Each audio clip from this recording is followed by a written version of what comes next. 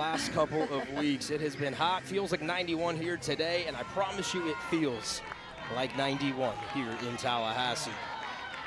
The message from Lonnie Alameda to her Noles before the game is we got to get after it.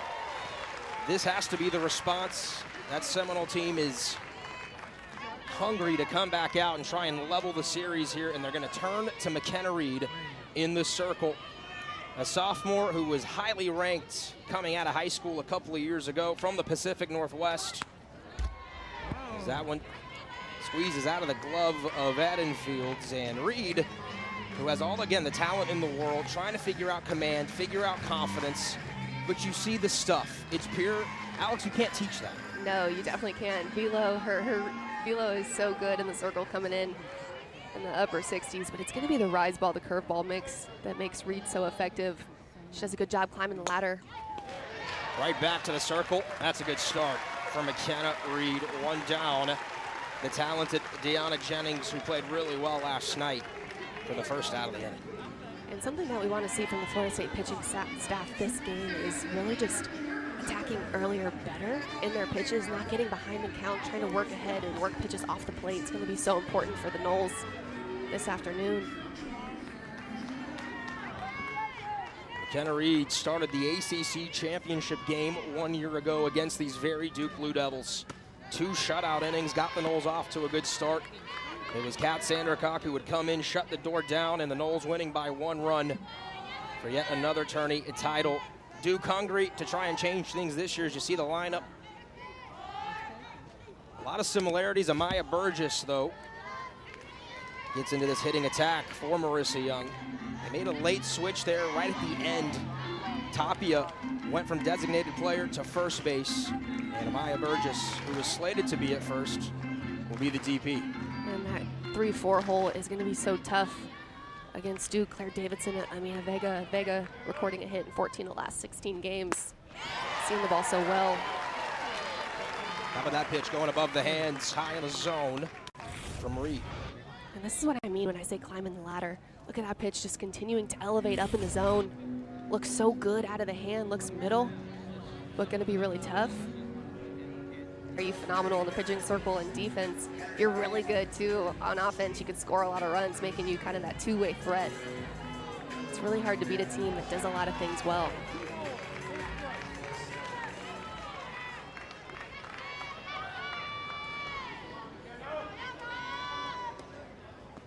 All right, so we had a little delay to figure out the circle. You can kind of see the new dirt they put there, trying to soften Reed's stride as she plants that foot.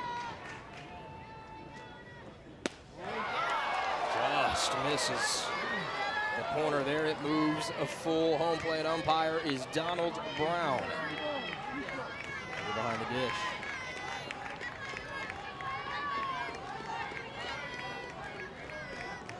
Anna Gold, outstanding third baseman, 328 on the year, 6 blasts, and works the walk. That is her 12th walk of the season to just 8 strikeouts, a patient eye at the plate as the Blue Devils' first runner of the game. There's going to be such a fine line of a balance that you have to kind of work with back and forth as the pitcher. You don't want to throw anything over the plate, but you're trying to establish a strike zone, working off the plate, getting pitches that are called not over the white, but kind of just more towards that black, slightly off the plate in that river location. Now steps into dangerous Claire Davidson.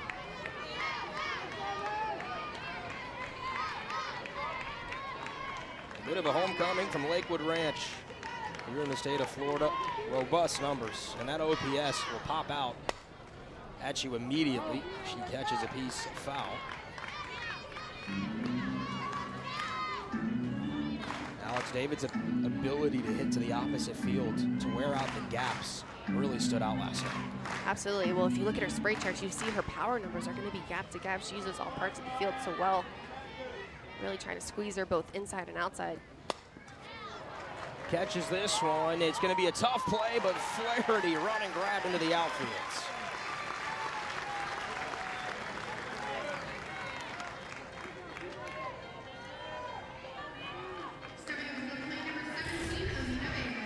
a look at this pitch. That right there is where McKenna Reed needs to live. In on the hands off of Claire Davidson. We know she gets her barrel extended on pitches. She's going to be really dangerous, has so much pop in her bat. So trying to work her really far in on the hands, even far out of the zone too. In on the hands to Vega, underhand toss. Flaherty records a couple of outs in the inning. McKenna Reed off to Balls fly in the outfield. Yeah, we could, and that's what the Noles are going to try and do is drive this into the gaps. As you see Mudge, Beecham in the 2 spot. Kerr back starting in center field. Harding, Ross Torres, the power hitting Edenfield, Waycaser, and Flaherty. It was Edenfield's walk yesterday that allowed her to reach safely in what is now 18 consecutive games. Against Cassidy occurred in the circle, who's given up just 1 earned run in the last 23 innings. She's so good. She's so dominant in the circle because she's got that good velo. But then it's that upward rotation out of the hand. It's so tough as a hitter to work down through the ball. Sometimes we fall victim to just spinning off pitches. A lot of fly ball action too. So these hitters trying to really work down through those pitches. We talked about McKenna Reed as Mudge steps in, ready to rock, takes a strike from the lefty. Reed started that ACC title game. Across from her, it was Cassidy Kerr. It's like a matchup all over again. I like it.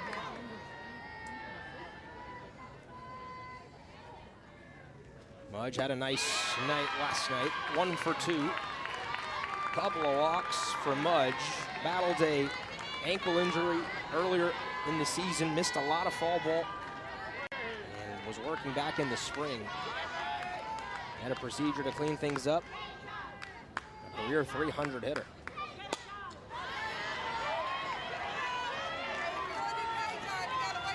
It's 0-2 from Kerr to the Noles left fielder. Alex, what's the vibe, do you think, right now for Florida State? They're in the dugout after the loss last night. I think last night, on nights like that and games like that, it's humbling, right? You kind of self-assess, like, dang, what could we have done a little bit better and a little bit different to have another outcome? But when you're going through that thought process, you see opportunity, right? And there's always opportunity to come back and respond. That's why I love conference play. It's a 3-game set, which is tough in and of itself because it really becomes a chess match at that point. You see what everybody has. All cards are on the table being played, but Florida State looking to respond. I think the vibes are good. Got under it, a touch. Shallow right center field. And it's Jennings, calls everyone off and makes the grab. We talk about having really good at-bats, quality at-bats, and having loud outs, and I think that's what Florida State offense and the coaching staff wants to see on this side of the game tonight, is really just putting good swings on good pitches. That is why Jayla Wright had so much effectiveness last night in the circle. Florida State getting themselves out on pitches out of the zone, trying to force at-bats.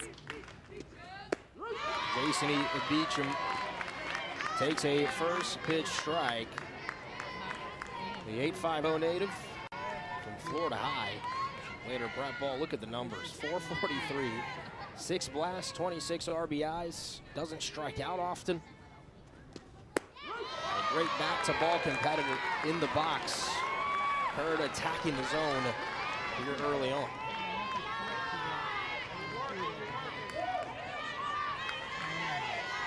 Cassidy Kerr, a freshman All-American. As Alex alluded to, the outstanding rookie season for the lefty. Hit hard, base hit, that's what Jason Beecham does.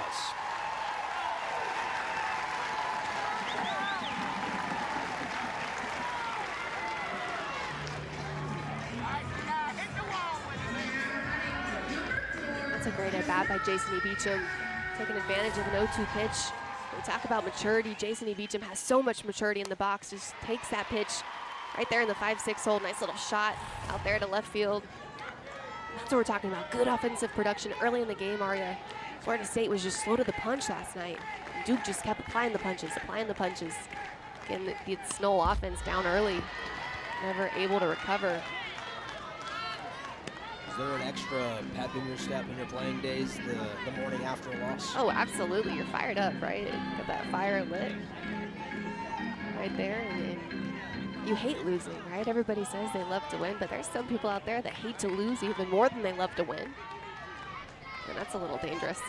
Rip through your breakfast, right? Exactly. Really enjoy it. Exactly. To the park we go. Janai Kerr got her first at bat in over a week last night. Wasted no time. First pitch she saw, blasted it off the wall for a double. I love to see Kerr get the start today. Obviously, taking care of her body, trying to get healthy with that knee injury that she's had a couple years ago. Still causing some problems here and there. And I think of Kerr, I just think of somebody that's a silent assassin in the box. She's just a quiet competitor, doesn't ever do anything too boisterous, too loud, just steady in there, confident. And has been really consistent for the Noles throughout her career.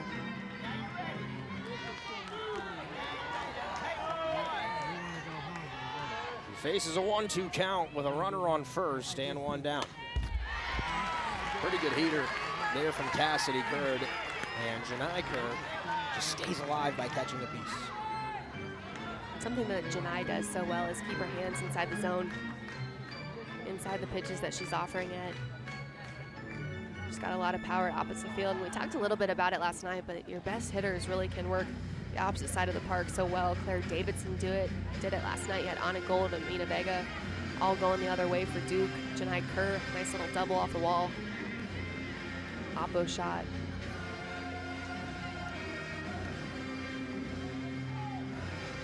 War chant echoing through Joanne McGrath Fields. ACC Pitcher of the Week for Cassidy Curd, the reigning champ. 2 walks, 18 Ks, will stand out and went 12 innings. She goes deep into ball games. She really is a workhorse type. She's ahead, 1-2 on Kerr. Defensive swing from Kerr, giving herself another shot. Talked about Kerr's double there last night being a spark plug. Well, the Noles really missed her bat here this week. Usually bats among the top of the order. Lays off. That one high and away. Looked like some off speed there from Curd. Curd's definitely going to have to mix that in this game. Florida State looking to attack now. Applying the pressure, already having better at-bats even through the first 3 hitters so far than we've seen last night. Through the first 4 or 5 innings, I think it would be safe to say. On the ground, slow dribbler, only chance is at first base, and Vega makes the smart play. Athletic throw across, 2 away as Beecham advances to second. So you got a runner in scoring position now for Florida State, 2 down. As Vega celebrating a little bit there, trying to keep the vibes high. And Harding, who was 2 for 4 last night, couple of RBIs. And the ball really jumps off her bat. Hits this hard, tailing away right field. Got some carry to it, stuck at the wall. That's gonna do damage, run scores. Florida State strikes first.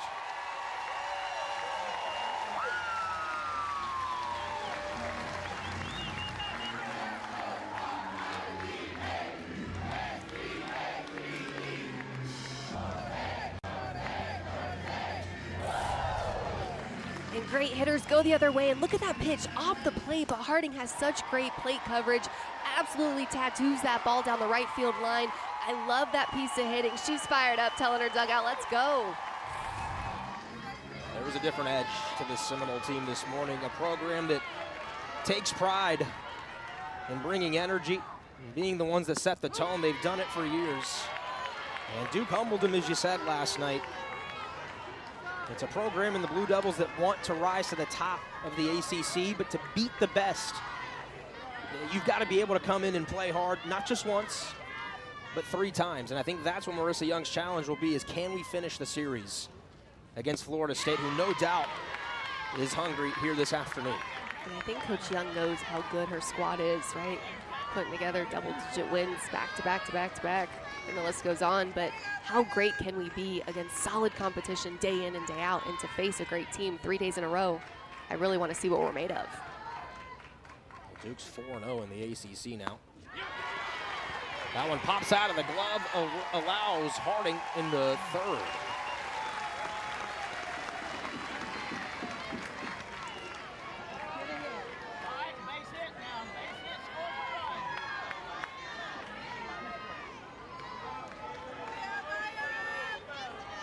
Amaya Ross has been a wonderful story for Florida State. Now emerging a near 400 batting average. Really spent much of her career as a pinch runner, doing whatever it took to contribute to the team. She's getting her chance now. Opportunities, she's taken full advantage. And Amaya Ross, you see her first couple seasons, 4 home runs so far this season, 5, and that's just opportunity to me. And Lonnie Alameda has tabbed her as one of the most athletic athletes to ever come through the program. Definitely the fastest on the base path, has so much speed, which is a great opportunity for her. A lot of power. Somebody who has really worked hard, stayed the course, assumed roles so well too. Amaya Ross is definitely your legacy kid. Fans remember her dad, Gerard, who played at Florida State. As this one also tailing away, dropping fair, and Ross can fly, watch this. She's in the third with a triple. Florida State doubles its lead.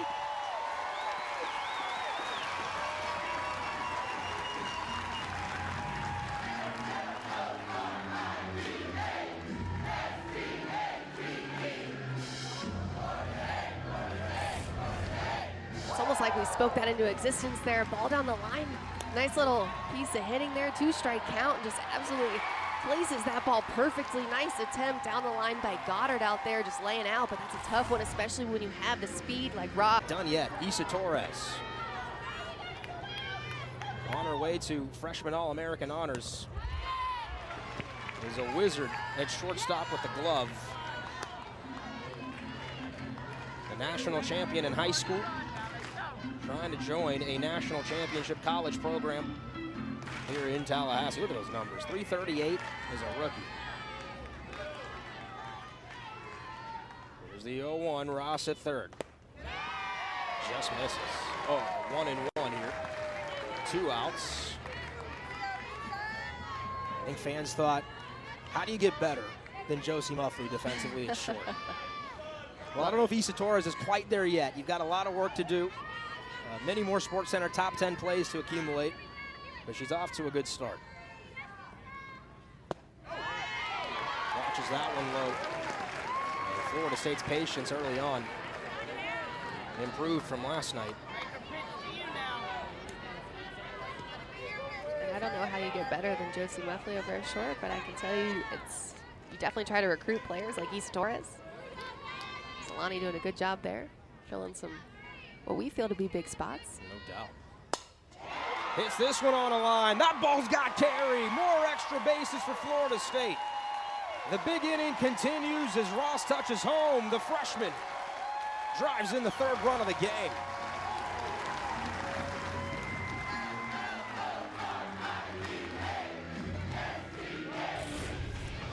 Great piece of hitting by Issa Torres. Again, going the other way, off a curve. You know that she's got the velo working up in the zone. You've got to let the ball get deep, trying to get your hands back through the ball. That's a great piece of hitting by Torres. A lot of maturity again in the box. You see these young freshmen coming through big in big moments. Some timely extra base hitting from Florida State. And now the thunder stick of Michaela Edenfield steps in. Florida State knows how great this Duke offense is too, so they know that they have to continue to attack on the runs when they can, when opportunity is there. Keep swinging. As we saw last night, 3 runs is not going to be where this ball game stops. It's going to keep going back and forth. You already know. For Curd, she hasn't given up 3 earned runs since opening day against Oklahoma. Florida State has come out with a vengeance. Edenfield checks her swing. That's a really good pitcher's pitch from Cassidy Curd.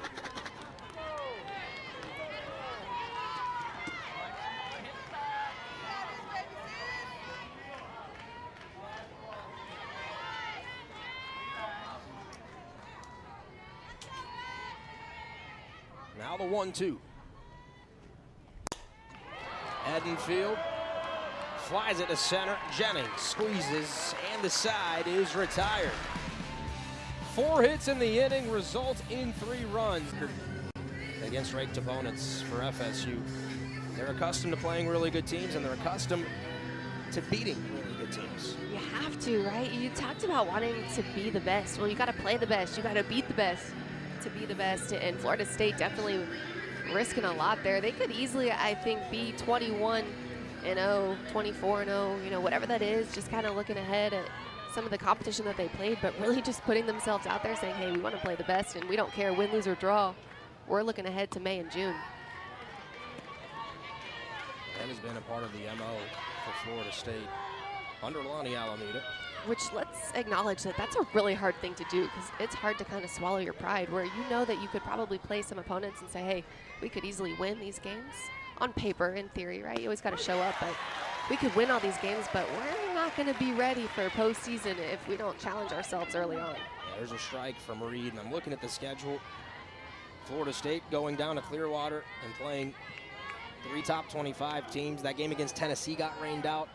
They were on Sunday. Would have been pretty cool to have them on ESPN1. Strike 2 to Kelly Torres. And they've continued. They'll play Alabama here. Now, they played Alabama here, excuse me. They'll play Texas, who's ranked #1 in the country right now. That coming up in the middle of the week on the 20th. I believe that's a Wednesday, if I'm not mistaken. Strike 3 called as Torres caught looking. And McKenna Reed feeding off the momentum of her offense. McKenna Reed knows she has some wiggle room here. And look at that pitch just painted off the plate, just slightly, just enough. That's what I talk about when I say establish your zone, when you've got to challenge the hitter and the umpire, just slowly moving your way off the plate a little bit, saying, hey, this is a strike, and this is still a strike. And next thing you know, 5 pitches later, you're an inch or 2 off the plate, and still getting the call. There's an out as Amaya Burgess, the speedster, steps in. 324 batting average on the year.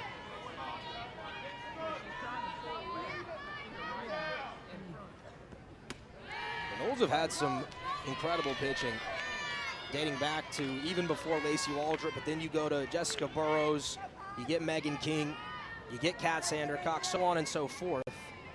And naturally, I think Florida State fans go, all right, well, someone's definitely going to step up, right? Like, someone's going to be that level of All-American.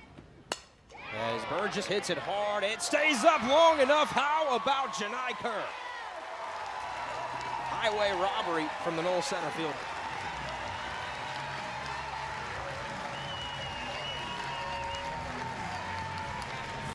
Janai Kerr, so good. Welcome back to the game, Janai Kerr. Here's some outfield action there. Nice little, look at McKenna Reed just fired up. But what I love too is that ball was hit so sharp, but Kerr was positioned and playing so perfectly there. She was shaded on the left side of second base, playing in just a step, still had to go horizontal. That's really good stuff. First pitch strike from Reed. There is a different energy about these Noles here in game 2, and we talk about again in this circle. Tapia at the dish. A lot of fans pegged McKenna Reed as being the next heir apparent, right? And I think the pressure of that in year 1 is that one misses now 1-1. And he talked to Lonnie Alameda, who agrees. It's not easy to just come in and have the weight of the world on your shoulders. She got to learn from Kat Sandercock. Now in year 2, she's got to be able to be put into the fire in those types of positions to really learn from.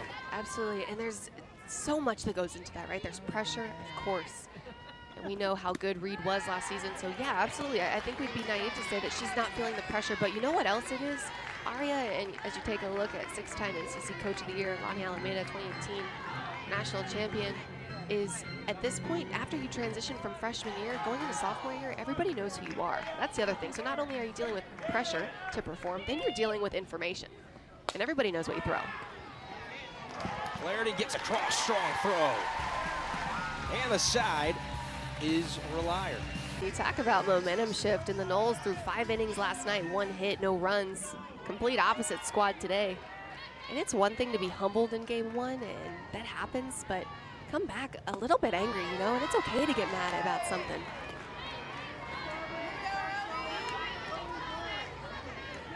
said, Alex. The best teams take everything personally. Have to sometimes, kind of, right? Like, it's okay. It's what competitors do. 1-0 coming to Waycaser. Off the end of the bat, dropping Jennings, web gem herself.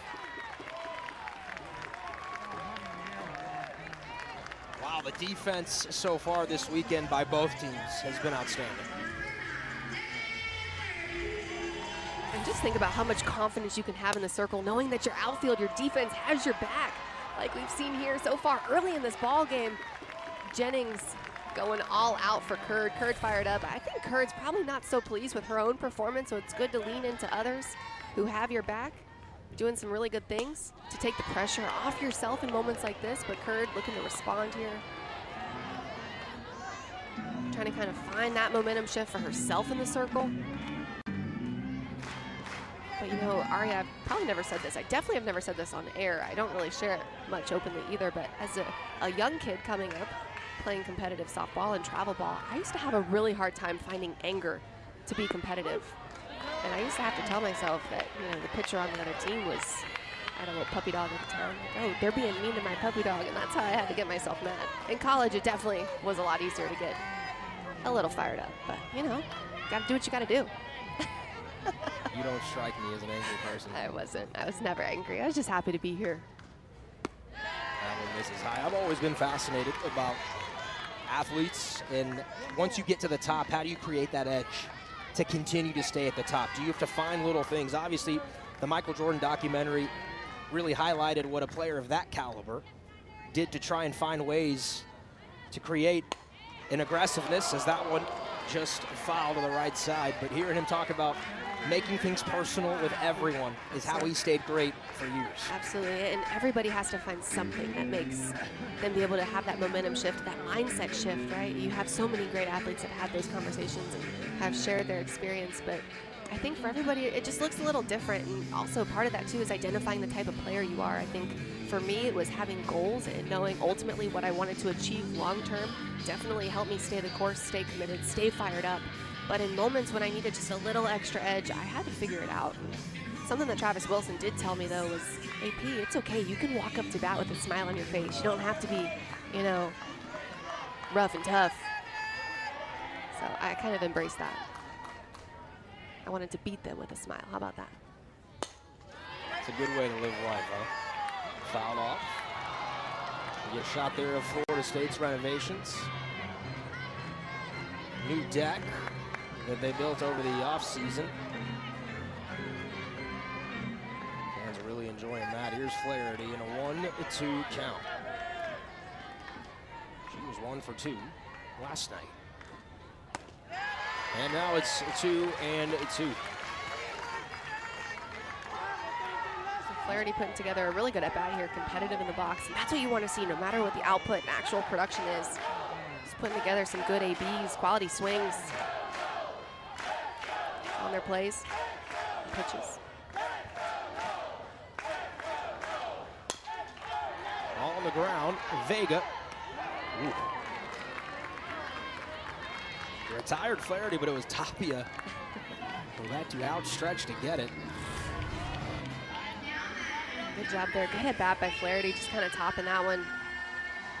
Vega doing a good job running through. We've seen a couple of those plays from her over at second base. A lot of athleticism too. Tapia staying with that throw nicely. It's kind of the tiptoe reach and grab. That's what we're going to call it. From you. The tiptoe reach and grab. I think that'll stay. Yeah, to borrow a line from you, she climbed the ladder. Climbed the ladder, yeah.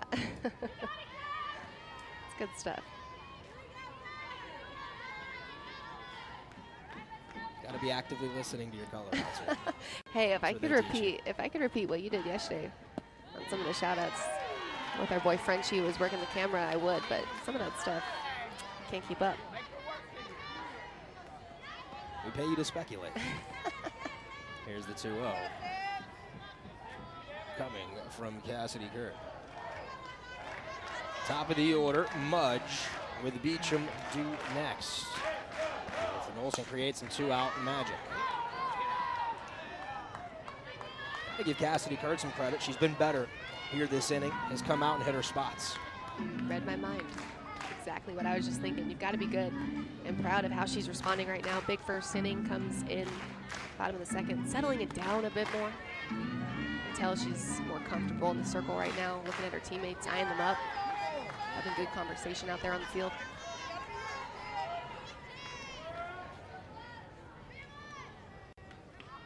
Hitters count. Mudge. A mighty hack. Caught a piece. And it's now 2-2.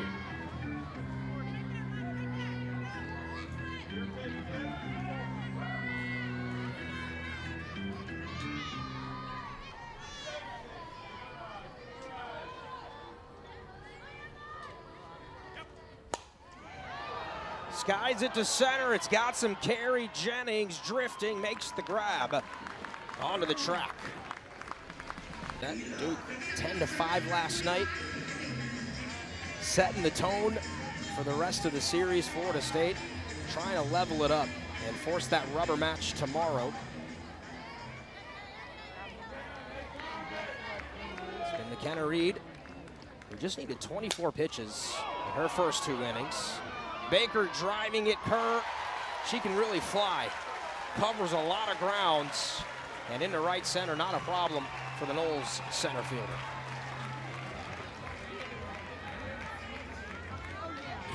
And what I love most about that whole thing is look at Kerr right up the bat. She sees that ball so well. Nice little drop step across her body, opening up, covering so much ground. She's so fast out there in the outfield. And I think it's safe to say, Aria, that Florida State has really missed Kerr in the lineup, both offensively and now defensively. Last night her double, I thought, was the spark plug for the rest of the last 2 innings. Completely agree. I think she really got the Noles going, and I'd love to see that because I said it once, say it again, I'll say it till I'm blue in the face. Momentum is everything, and when you can have that momentum shift go your way, it's really fun. There are players like that when you played, whether it was your teammates or someone you faced, that was kind of that Energizer Bunny. Absolutely. Well, I think you can do it different ways, right? You can be the vocal Energizer Bunny. You can be the vocal leader out there, kind of trying to shift that momentum and get people fired up, get the team going. But you can also just do it by the way you play. If you have a really good at-bat, if you have a really good play in the field, it's those kind of things that spark excitement and say, you know what? If she can do it, I can do it too. And that's the competitor in you as well, that you want it to be you. You want the opportunity. You want to be the one with the game on the line. There's a 1-2 pitch coming to Sarah Goddard. Been a fan of her game this weekend. Outstanding defensively. A little chin music.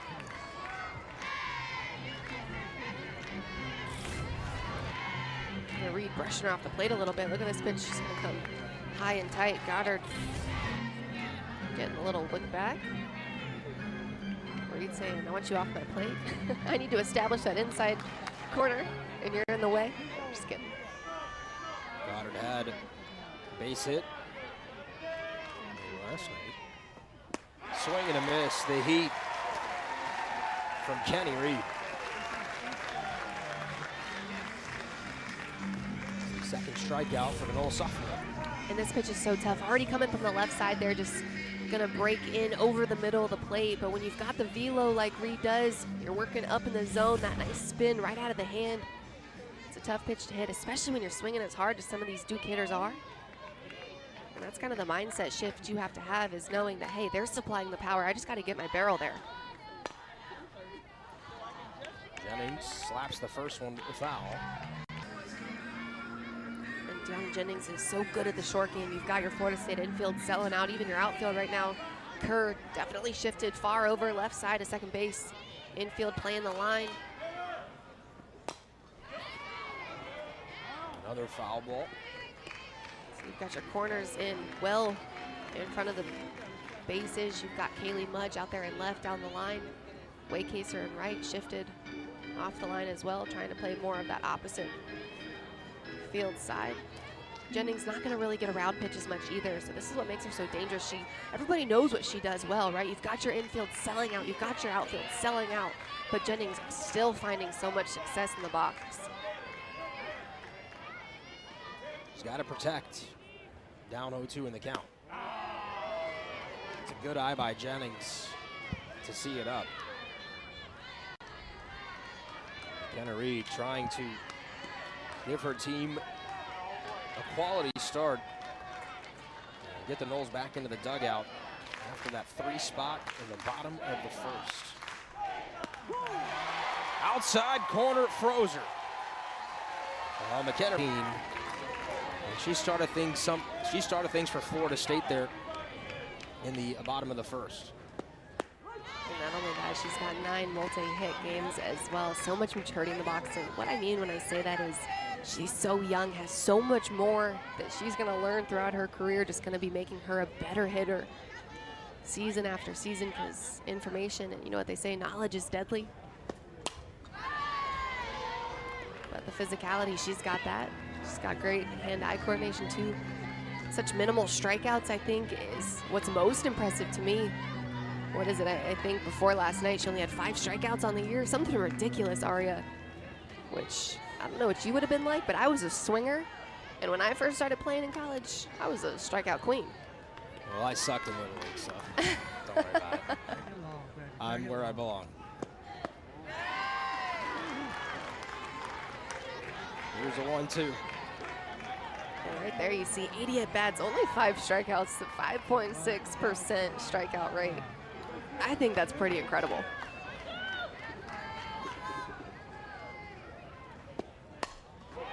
It's that line foul.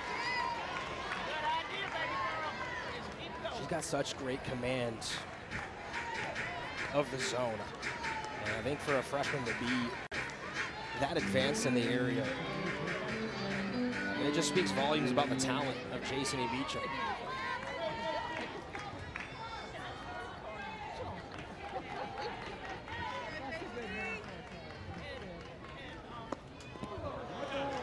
That hits Beecham.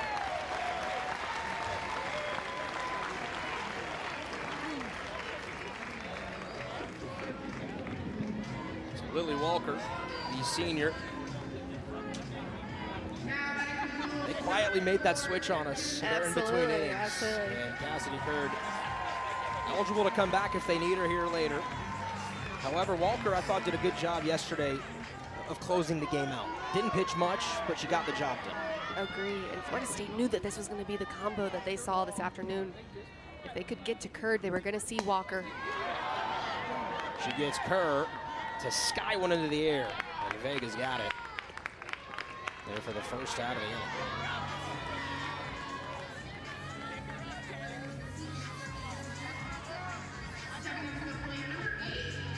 Let's take a look at Lily Walker's line. A senior, 9 appearances, 4-0, and the loss ratio 0.33 ERA, 21 in a third innings pitched, 20 strikeouts, a walk. She's got a really good flip change, super slow out of the hand.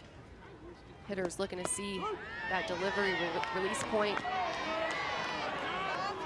They can recognize the flip change. I think that Florida State could continue to have some success, but it's going to be trying to identify that off-speed pitch as quickly as possible.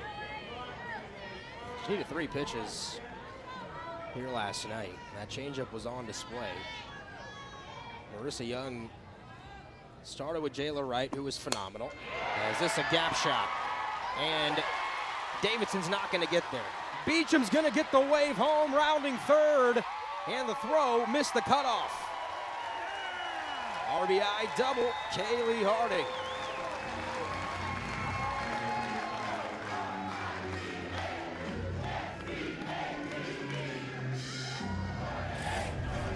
Kaylee Harding, back-to-back doubles here, takes that off-speed pitch. I love that identification there, out of the hand, just sits back, keeps her hands and weight back, drives that ball left center gap. Good effort out there. Davidson, Jennings, kind of the combo, but missing the cut, I think, was so tough because you have Beecham, who didn't have a ton of speed, able to score from first. That's really good base running by Florida State and great execution by Harding. Runner in scoring position for Maya Ross.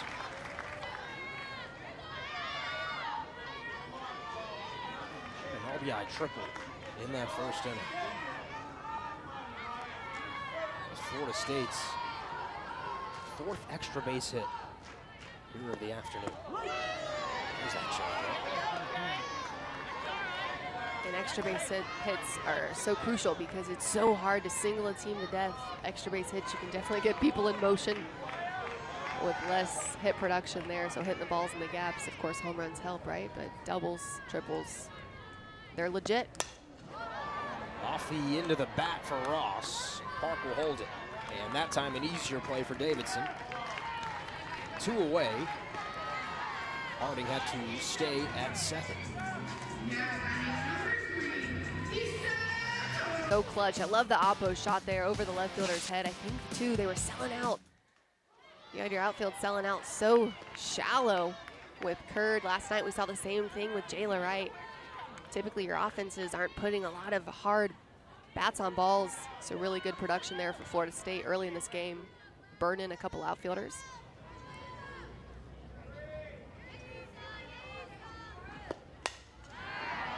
Torres, it'll stay in the infield. And Baker's got it. You're her, you're feeling good. Well, I borrowed the phrase from you, so you're taking it back. That's what's happening. Share. We can both find a way. Absolutely. 4-0. The efficiency, too, stands out. Just 34 pitches needed through 3 innings for Reed. Phenomenal, and that's not something that we've seen so much from Florida State. Pitching staff as a whole, we've seen them get behind in counts, but Reed has done such a great job just getting ahead, staying ahead, and when you are ahead in the counts, working in 0-2, 1-2 counts, you know you can work off the plate a little bit more. The pressure's on the hitter, not you. Of course, you got your great defense behind you, too. Couple run lead helps. Lonnie Alameda, who calls the pitches. We talked about it last night, but for those tuning in for the first time this weekend, she's really taking ownership of her pitchers this season, saying we're all in this together. I call the pitches, I create the game plans, we will work through this as a unit. You have to, and when you have a coach that's in your hip pocket like that saying, hey, this isn't just on you, this is on all of us. So it really helps as the player when you've got people rallying behind you. One, having ownership as well, saying, hey, I got to go out there and perform and execute, but also it's not just on me, it's on all of us. It relieves that pressure a little, which feels so good. A little outside. It's 3-1. Florida State fan base not happy with that call. I think that's a good call. I think it's a great pitch, great pitcher's pitch. And that's what Reed has done a great job of, not leaving anything down the middle. And a gold off the end of the bat. Oh, Beecham snares it, fires across. And the first out of the inning, reported.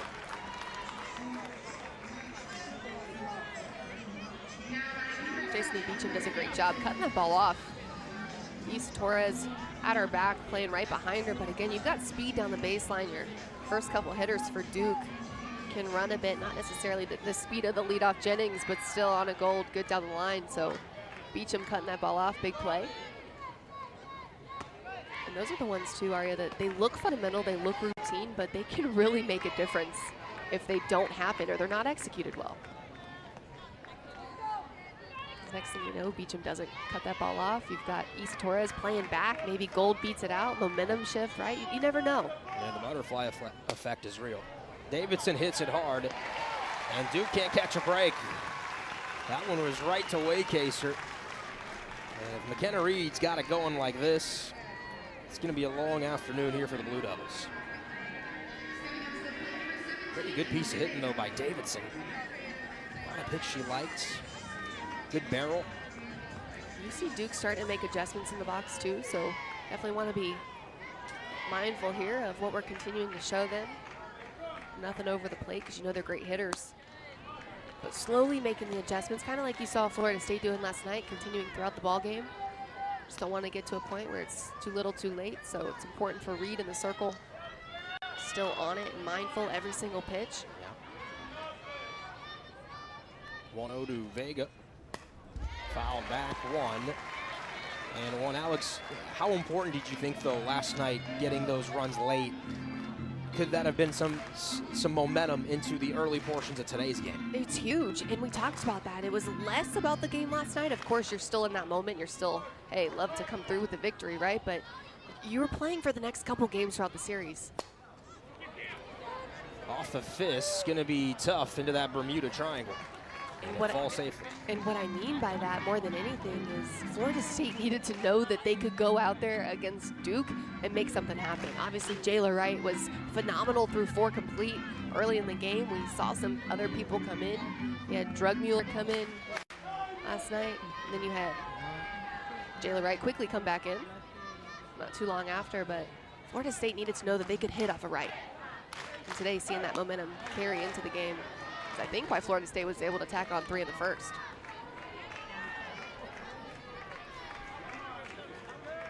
Flaherty, one of the leaders of this Seminole softball program.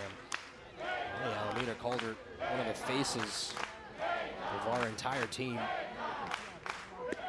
Swing and a miss. Another a strikeout for McKenna Reed. That's number 4 here on the afternoon. For them to stay the course and take advantage of whatever opportunities they have the rest of the game. It's about the game within the game, right? Always the game within the game, always. It's the best part. Fire me up.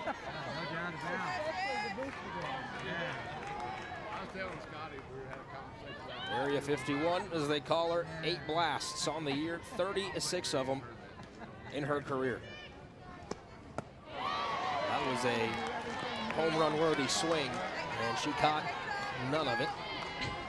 The fans have taken a liking to Michaela Edenfield, and for good reason. You see the hit it here sign. Something tells me she has the power to do it. I don't know if it's in game, maybe BP. I wouldn't put it past her. I've seen crazier things. Did she go around? Oh, she did. It's a check down, first base ump, Robbie Guest.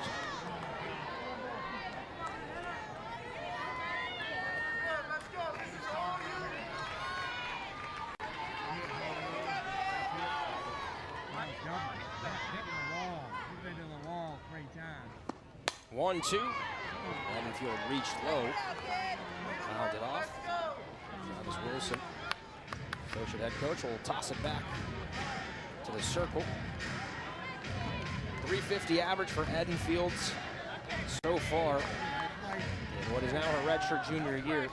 The average has climbed in her career. 281 to 255, and now to where you see it at 349. Strikes out that time, and that's Edenfield's 4th strikeout here of the weekend. And Lily Walker really settling in here.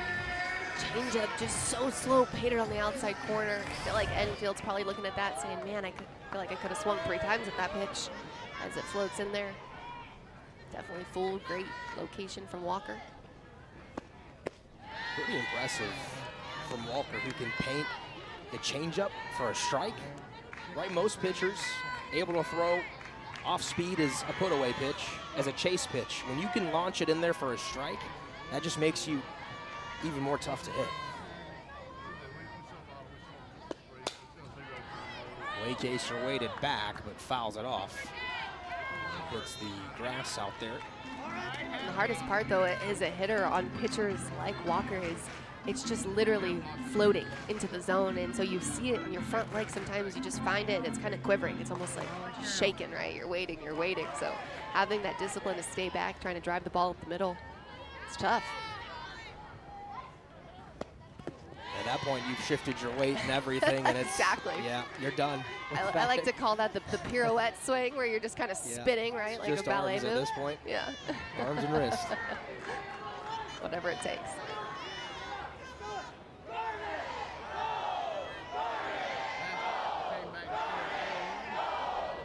Hitters count for Waycaser. Diving grab. Anna Golds. Would have been foul. They give Gold a lot of credit. That is the 2nd out of the inning.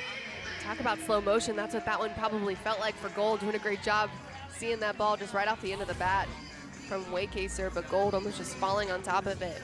Gold has been so solid on the third base side, too, for Duke. She's made some really great plays throughout the season, a couple hot shots over there at the hot corner. Jam shot, and Golds ranging in to make the grab. 1, 2, 3 for Walker. Those experiences, although very different amongst different sports, you kind of know what the other teams go through, and pressure is a privilege, right? Playing on the biggest stages, getting to compete at some of the highest levels. Nobody knows it better than one another.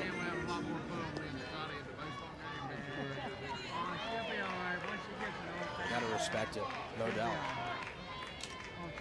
Here's Torres. She'll be followed by Burgess and Tapia, 5, 6, and 7 in this blue double order.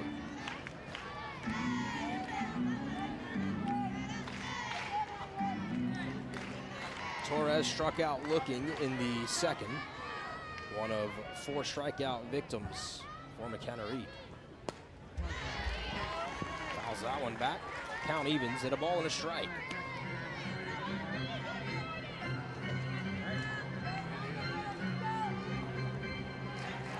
Torres hit 377 on the year, a few home runs, 14 ribbies, just trying to get something going here for her squad.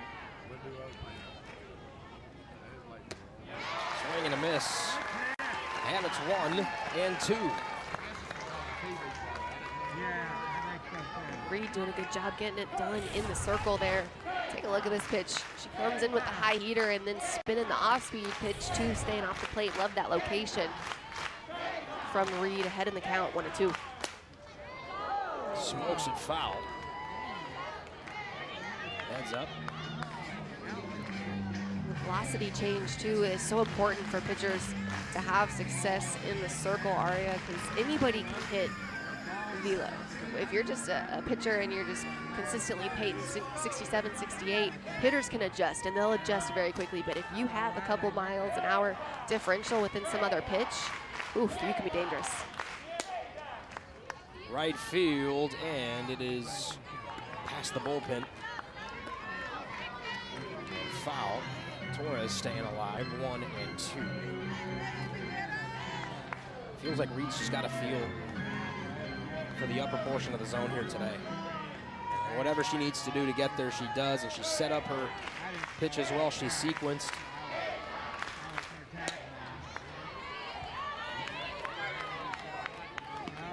Feels like Duke's still just trying to make adjustments in what is now the second time through the order.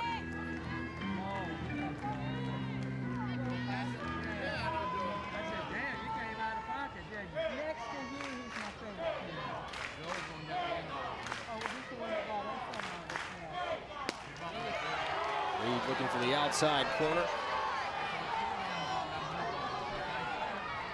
It's 2 and 2 as Torres washed it off the plate. Torres was 1 for 4 last night. Behind the plate here this afternoon. Inside out swing. Waycaser played it perfectly.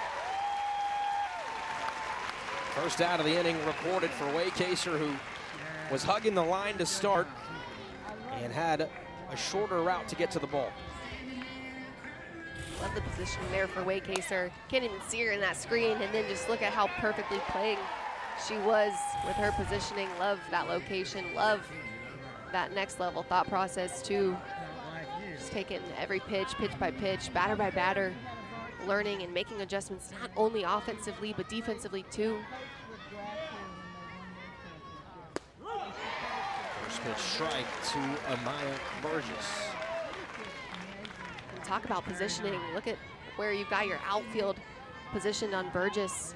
You still have Waycaser now, very different than the last batter, Torres. You've got Waycaser off Burgess playing in that right center gap. You've got Kerr shifted to the left side significantly at second base, and then Kaylee Mudge down the line and left.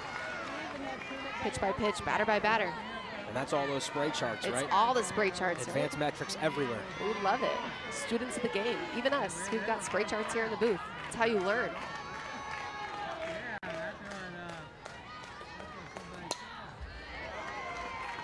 Burgess fouling that one back. And you talk about just the advancement of these next level stats, even since the days that you played. It's only been about 10 years, but we've really jumped a lot in the data that we can find. I have to laugh because talking about aging me. Hey, it was 10 years since I started my freshman year here, guy. Come on, give me some slack. But yeah, hey, even in the last 5-6 years, it's been pretty crazy. I sit in scouting sometimes, and you know, your hitters are getting information, and coaches saying, yes, this pitcher has a 6.5 level drop, and I'm in the back like, hey, what's that? They're like, oh yeah, this is inches. This is inches. Yeah, we're the same age, my friend. We've both Give me a break. had to watch it.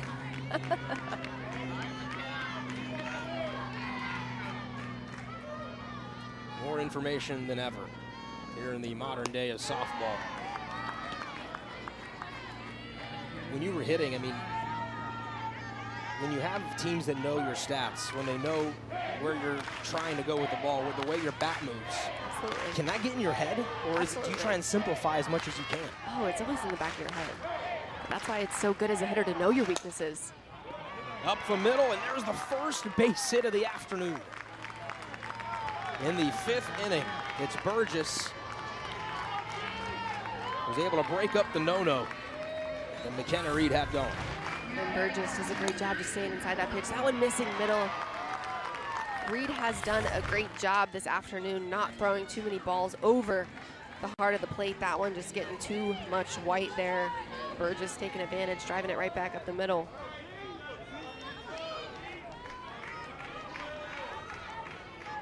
But it's always in the back of your mind, Arya, to kind of continue that conversation, and that's why I talked about it yesterday, but I would always ask Lonnie, coach, if you were playing against me, what would you throw?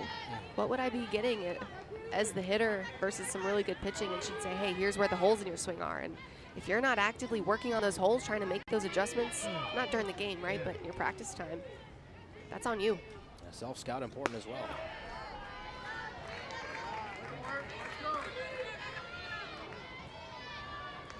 To me, it feels like true hitters find ways to get on base no matter what. Always.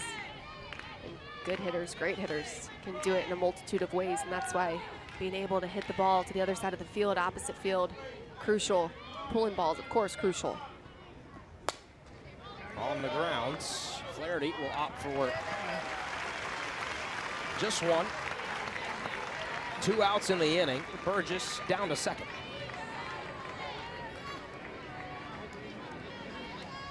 And look at this right here. This is just kind of a mental lapse. You got Dev Flaherty, runner at 1. But Flaherty here is going to throw this ball over to first. She thought it was 3 outs. She's running off the field. I wonder if she realized that if there was only 1 out, she would have tried to turn the double play. It's tough. Gotta stay in it every pitch. Finding ways to create advantageous counts, right? That's the game for hitters, for pitchers. Put yourself in a position to be able to force either one's hand. If you're in a hitter's count for a pitch, the Burgess single, it was just the first base runner allowed by Reed since the second batter of the game. They're in the top of the first. She's been cruising so far. You see 4 strikeouts, those 5 groundouts, and 5 flyouts. She's gotten some help from her defense. Outstanding plays made in the outfields.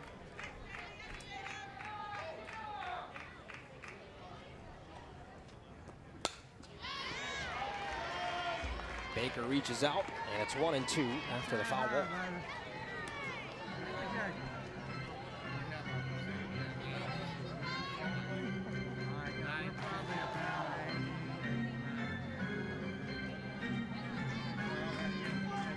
Schneiker back in the Knowles lineup after missing a week, day to day, with some soreness in the knee.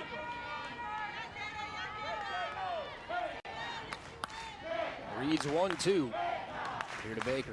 Swing and a miss. Strikeout number 5. And Florida State star at sophomore state here this afternoon.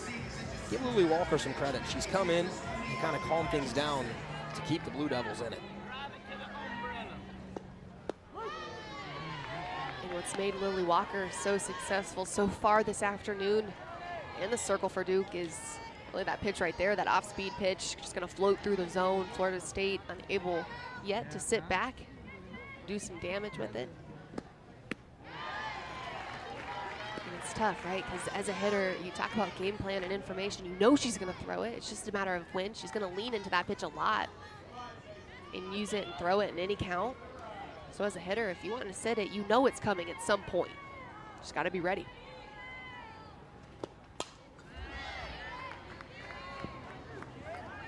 I'm starting to talk game plans too with athletes that I give lessons to at home, Aria, and it's so tough because I sit there and talk strategy, and I'm like, yeah, if you're having a pitcher that's throwing a lot of changeups, that means you're gonna have to let other strikes go by. They're like, you mean I have to take a strike on purpose?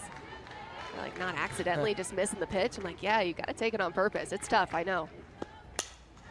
Beecham off the end of the bat's gonna find the grass in front of Sarah Goddard. Another hit for Beecham, her second. She's reached safely in all 3 of plate appearances.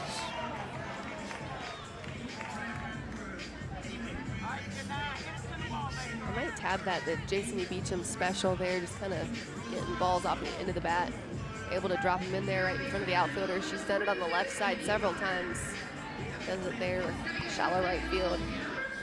Love it. We'll take it, right? Tomorrow, it's a line drive in the books. Annie Potter going to pinch on.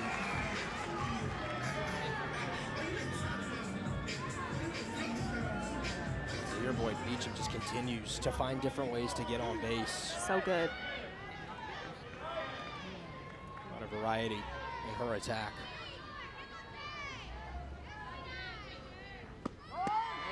Potter gonna go, throw down in time. Torres gunning Potter. Florida State getting aggressive. Will there be a review on this? It was a close play at second. They are gonna look at it.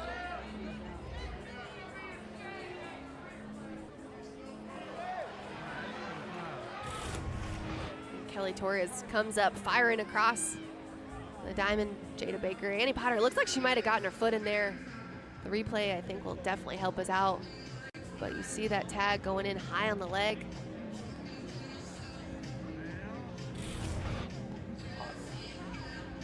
Bang, bang was play. 7 for 7 before that. Bang, bang play. Really good throw behind the dish by Torres. And good tag by Baker, but Potter may have gotten the foot in.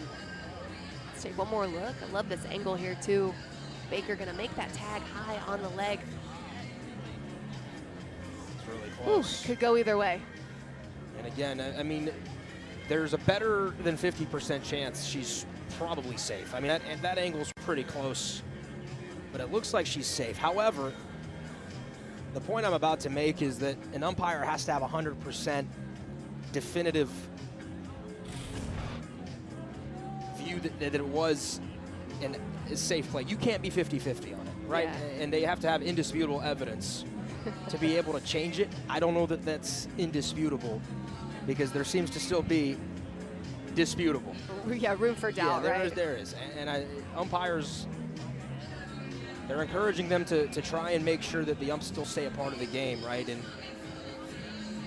still want to go with the gut call there that you initially saw. So review trying to aid those mistakes. We'll see what they come up with here. A close play at second. They're going to uphold it.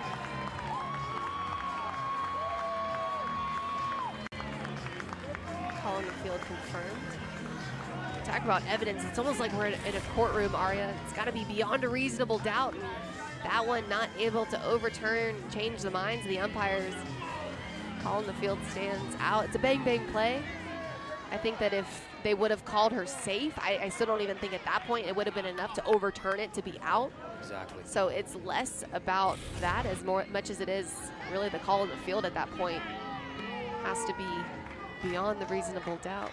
It's almost to overturn it. Right, it's almost impossible to be able to tell if the edge of the glove starts making contact with any part of the jersey high on the leg. So then that's where that wiggle room's not there for it to be indisputable.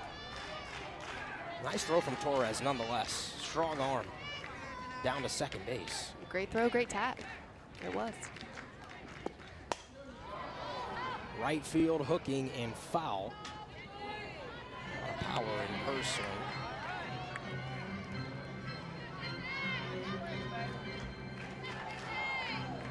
.400 hitter on the year for Janai Kern.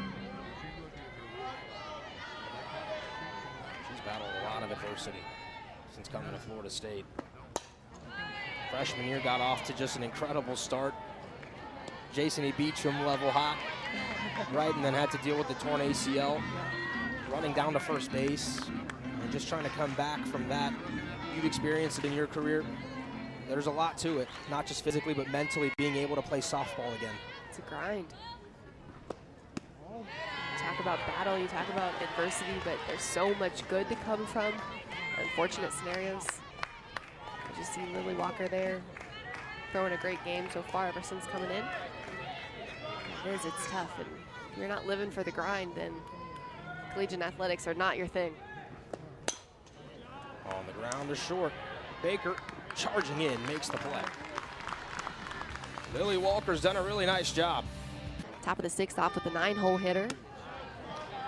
So when you talk strategy and game management, you know Florida State, you know Lonnie Alameda is pitching by committee here. That's nothing new for the program as a whole, definitely not this season. And so you just look at the body of work. McKenna Reed doing a great job through the first part of this game. And now it's going to be up to Royalty.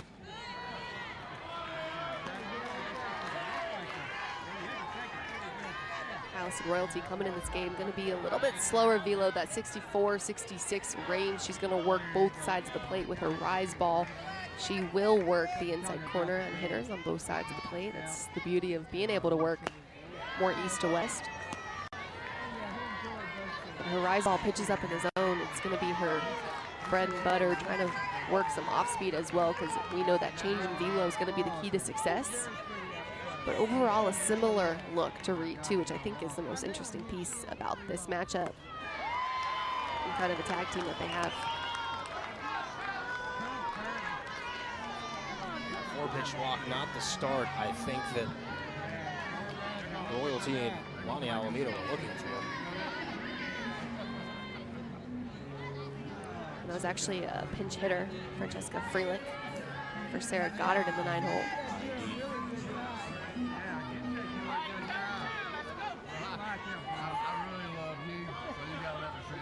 So Duke also looking to get things going, changing things up in their lineup.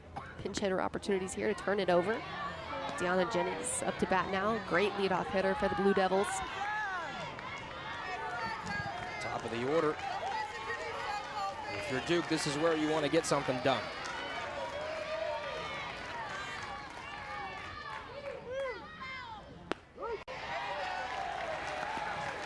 Strike there from Royalty.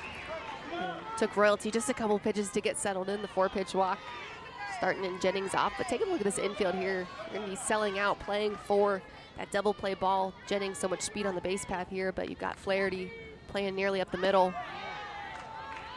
Snap throw back, gets away from Ross, but not enough there for Freelich to advance to second.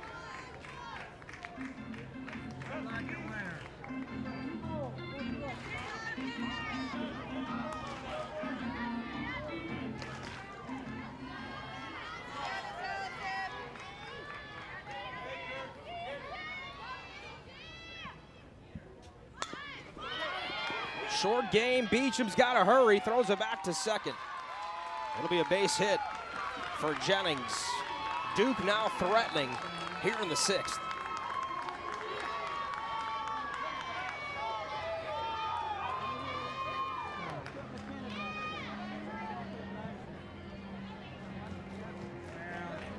And that's it.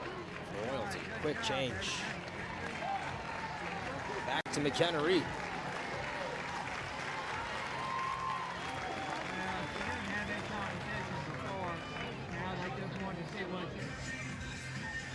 Top of the 6th here, some momentum building for the Duke Blue Devils. And 2 on, nobody down, similar to Florida State last night. Late inning, after a couple adjustments being made, the offense starting to figure things out. And like last night, we watched both starting pitchers leave the game to then come back in relief. and not even just come back, but come back pretty quickly. This one today with Allison Royalty coming in for 2 batters, getting them both on base, a 4-pitch walk, a bunt single to third. With their leadoff Jennings, it makes it tough, but you've got to keep the short leash because McKenna Reed was doing so good, lights out through 5. And I get the strategy a couple times through the lineup. Don't want a good hitting team like Duke to make those adjustments so quickly, but coming back to haunt both teams last night. You had Mercy Young pulled Jayla Wright and put Drugmuller in. Florida State quickly tacking on a couple hits and quality plate appearances today, a couple runners on. But I think the difference too last night was Duke had the 10-run lead. Florida State's only working with a 4-run lead, which we know is not necessarily enough to feel comfortable in the situation. First pitch strike from Reed. And that's what we want to see from McKenna Reed, just responding quickly, setting the tone, getting the momentum back on the side of Florida State. Duke almost feeling like they may have a chance. Florida State looking to shut the door. Can't leave it too open. Skied out to left field. Mudge will make the grab, 1 away.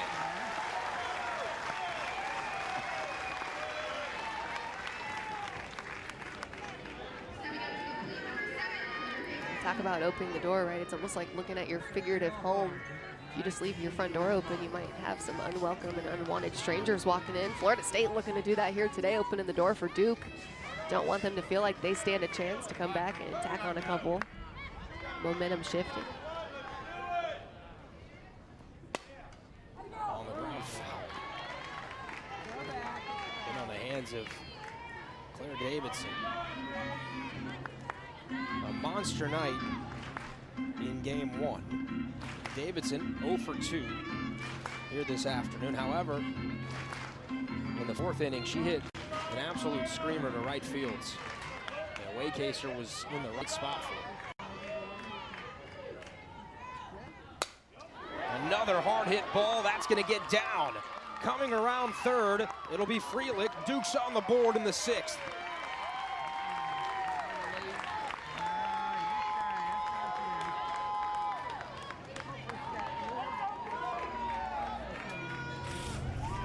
Claire Davidson, the top hitter for this Blue Devil team. Look at that pitch, just taking it down in the zone, dropping barrel. Beautiful, smooth lefty swing. Janai Kerr doing a good job though here, splitting the runners, throwing it into the cut, throwing that ball immediately to second base. What you don't want to do is overthrow your cut and get 2 runners in scoring position. So good job by Florida State trying to shut it down. Really good offensive production continues for Davidson though. And Jennings with that speed at third, going corner to corner. There's Amina Vega. We talk free passes too. I said this last week when I was talking to a friend. I want to be able to Google, right? We have so much information now at our fingertips, but I still can't Google how many times and what the percentages are that free passes come in to score. Freelick starting the inning off of Royalty with that 4-pitch walk is really the difference maker right now for the Florida State pitching staff. Good teams take advantage. Always. Of extra outs. Always. And the free passes continue to come back and haunt you. So if I have any young pitchers at home that are listening, minimize the free passes, the base on balls, the hit by pitches. Make these hitters earn their way on base. There's nothing easier as a hitter than to go up there and not have to swing the bat. Just saying. Center fields. Kerr makes the grab. Burgess can fly, and she'll touch home. Sac fly for Vega. Cuts the Seminole lead to 2.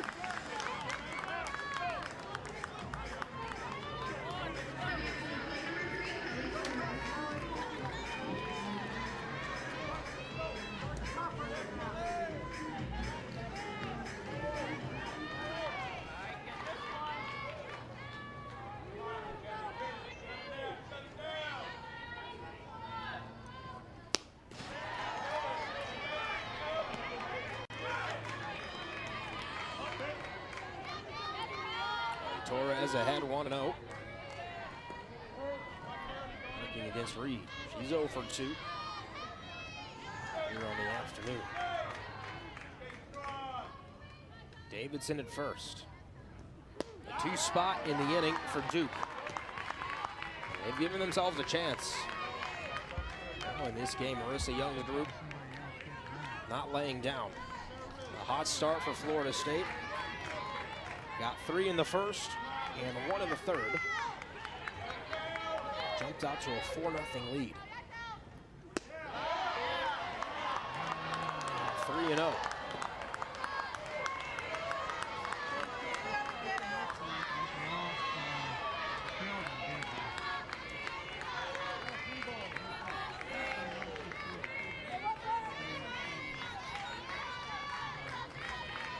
Torres hails from Broward County and Fort Lauderdale.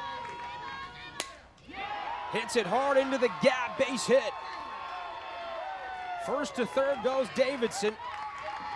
It's a 2-out life here for Duke on the road.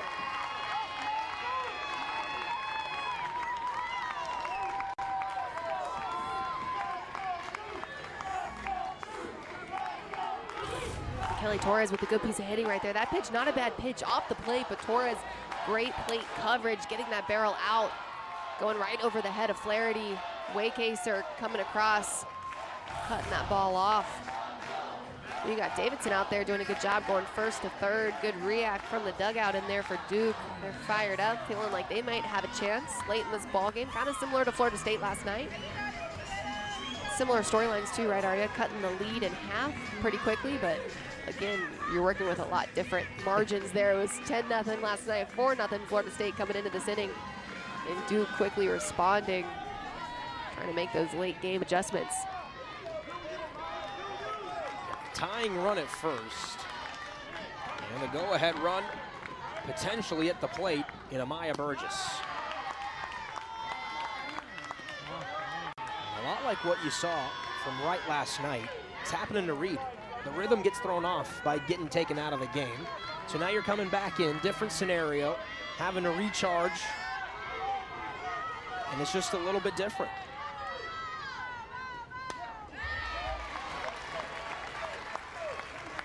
It is when you have a pitcher that's moving and grooving in the circle, what you don't want to do is mess up that rhythm that they have flowing. And I think the pitching changes both last night and tonight are proven to be just a bit tough because it kind of disrupts that rhythm. And anybody that can dance out there knows that when you're moving and grooving, you just want to keep rolling. I can't dance, so I don't know. Little floater, Torres measures it running in.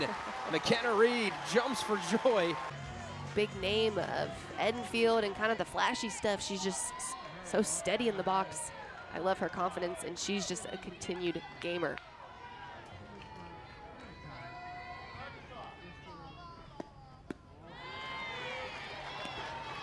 She's had some big hits in her career.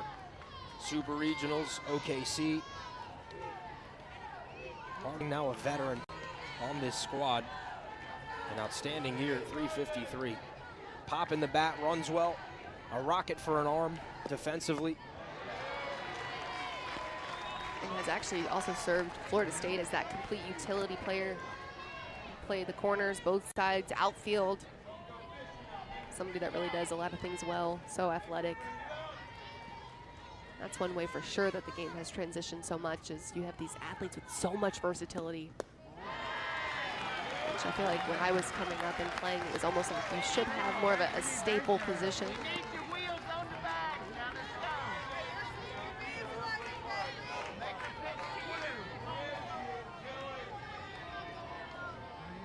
Harding, good look there. I like that view, just digging in the box.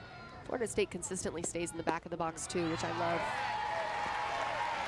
She works the walk. She's been on base in all 3 plate appearances. Couple of doubles, and now the walk. Look at the splits, Alex, there from last year to this year. Consistency throughout. Her power numbers about even this point through the year. Slugging a tick upwards. They're going to need her right down the stretch here for FSU, a team that's relied on offense at times. Harding has been up to the task. Couldn't agree more. You've got to be able to do it 1 through 9. So no matter where you are in the lineup, no matter what position you're playing, got to be ready when your number is called. I like the depth here. Autumn Belvi coming in a pinch run for Harding. You replace speed with a speed. I like it.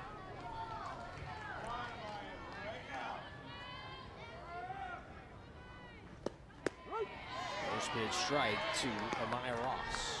We talk game planning, we talk strategy, we talk adjustments. I want to see Florida State make this adjustment off Walker. She's going to continue to flip that off-speed pitch through the zone, out of the hand, recognize it. Somebody needs to sit on that pitch and drive it into the gap.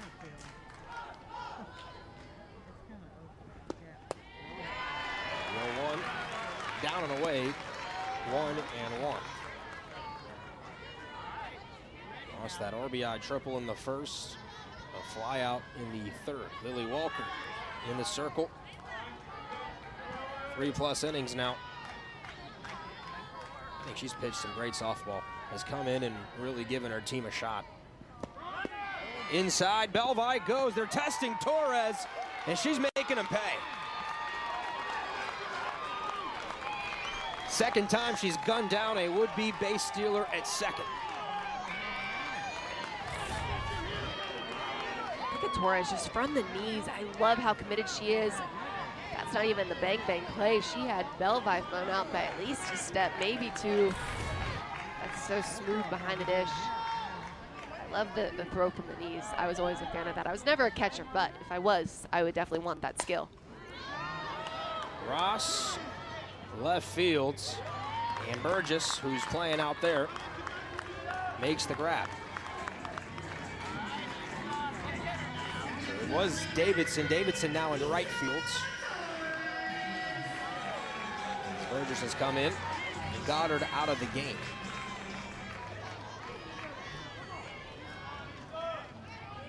There's Davidson, number 7 on your screen. 2 outs in the 6th. Isa Torres, first pitch strike. Because of what happens, I think, here in game 2 for Duke. Marissa Young's got to feel really good about Lily Walker and potentially using her again tomorrow if you need her at any point. I couldn't agree more, and I really think that Duke has one of the best pitching staffs across the country.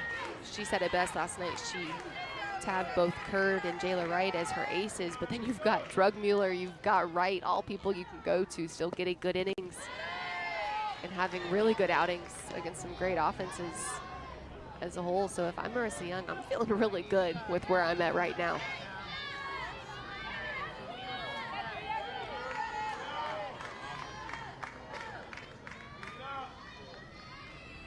The 2-1 to the Knowles shortstop. Loops it into left field. Burgess diving in and makes the grab.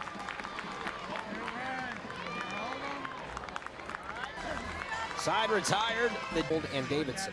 Couldn't agree more, and I think the dangerous thing here for Florida State is that Marissa Young actually was so complimentary of the bottom part of her lineup, saying that, hey, no matter where we are, we know we can get it done.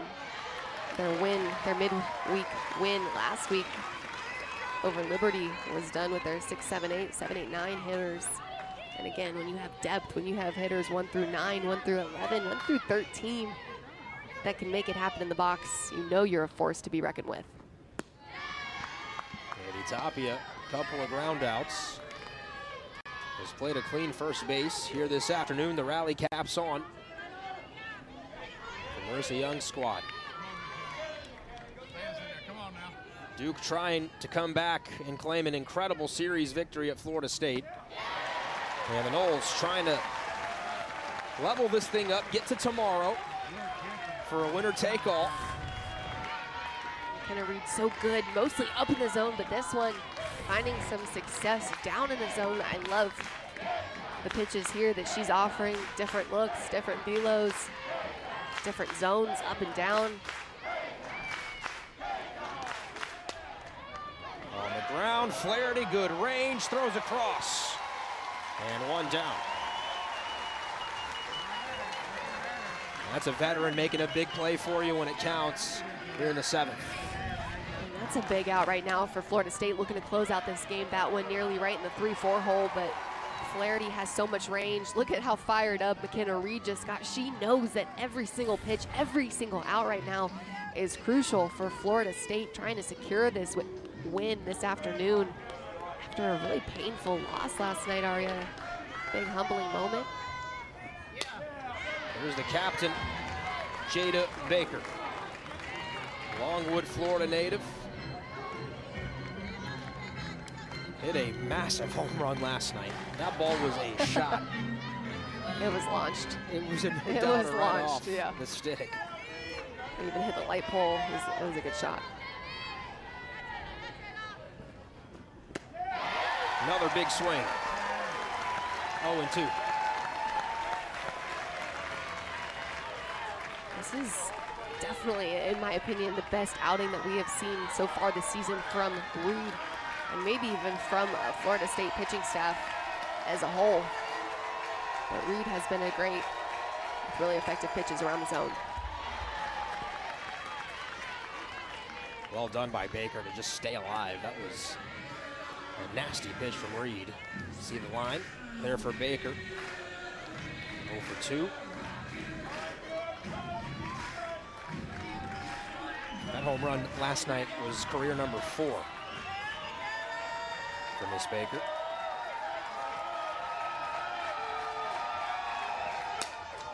Underneath it, and the Park's not going to hold it. Right behind the dugout. Talk about being roles reversed. I feel like last night Florida State fell victim to just chasing pitches that were not in the zone, trying to force things in there at bats, putting balls in play that were not strikes, almost shifting to Duke's mentality today, trying to force things off McKenna Reed, who's found so much success with that same approach. This one should stay for Ross. She makes the grab 2 away. And Florida State needs just 1 out to tie the series at a game apiece. Graf comes to its feet as the war chant starts to echo here throughout the Tallahassee afternoon. It was Duke last night, 10-5. They set the tone for the weekend. Florida State trying to bite back. Zampa, caught. Belvi has it, and we're tied. Here between the Blue Devils and the Noles, the rubber match set for tomorrow. McKenna Reed, outstanding early offense for Florida State. A packed house saw a really good softball game.